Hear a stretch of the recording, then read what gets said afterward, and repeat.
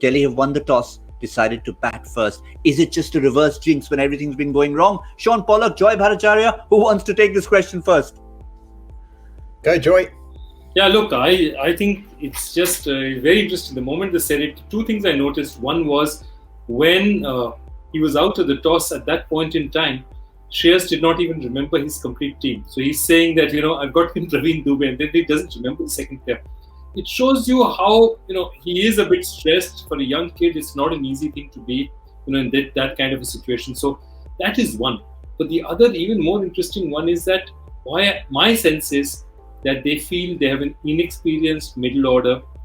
They have an inexperienced batting lineup. They don't want to chase when they're inexperienced. When you're inexperienced, you want to put runs on the board and let your bowlers take the pressure, not the batsmen. That's my sense. There can be no other explanation because the odds are otherwise so heavily favouring what you call chasing that I can't think of any other reason. Ricky Ponting would have looked at those guys and said, you know what, I think it's better we just put runs on the board. Let's be counterintuitive. Let's not bother about the ground. Let's play our game right.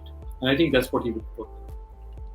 Yeah, Shaun Pollock, it almost seems like a Ponting type decision rather than the captain walking into the dressing room and saying, listen, guys, this is a brainwave I've had. Yeah, I was going to make 2 points. First of all, I think they're so low in confidence in the batting department that they don't want the additional pressure of scoreboard pressure. So if they have to go out and bat and get 170 or 180, I think the team just wants them to go and play, set the tone, and try and use whatever confidence they have got. I would have expected they would have had some good training sessions in the last few days, and the support staff would have been all on their case to try and install some confidence, get them believing in themselves, and I think this is the best way for their batting unit. They have got a lot of experience. We've mentioned about the bowling department, so they're probably looking, besides maybe Dubey, who now comes into the mix. But I think it also goes down to the Australian way, doesn't it? I mean, every Australian, they talk about finals, we've got to get runs on the board. So I think that's where it's come from. It's probably been something that has been discussed, but I think Ricky's probably had his way. Yeah, fair enough. I guess we're in agreement there. But yeah, I mean, I don't think it's as startling as it possibly is. You could talk about that knockout game. Just try and banish all the blues other than the blue that's on their jersey. And I agree with Joy. It was two simple changes that we're talking about in terms of no Prithvi Shaw, no Daniel Sams, two people coming in are Shimron Hetmyer and Praveen Dubey. Not very difficult to remember that, especially when they're your teammates. Hetmyer you cannot possibly even forget, even in a dark alley. And Praveen Dubey has been the new kid on the block. So two changes, Joy.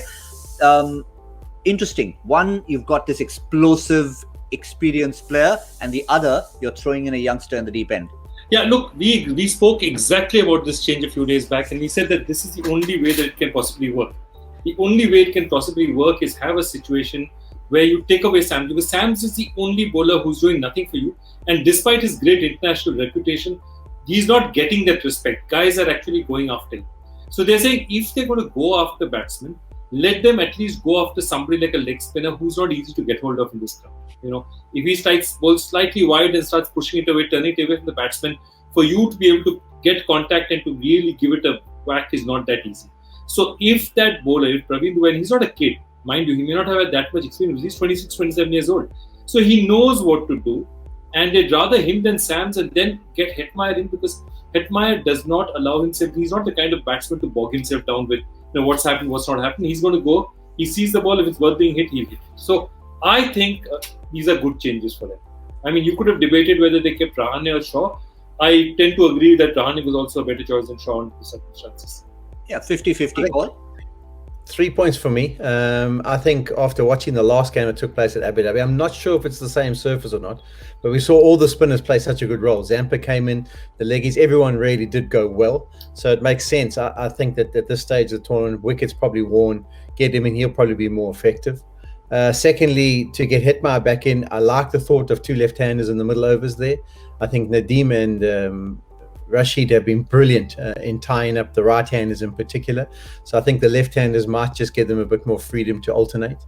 And then if you look to the top of the order, I mean, Ajinkya Rahane, I know he failed in the last game, but he comes off a 60-odd not out in the game before. So if anyone's got a little bit of confidence, he's also got more international experience. So for a big game like this, I think it's a good call to go with him ahead of Prithvi.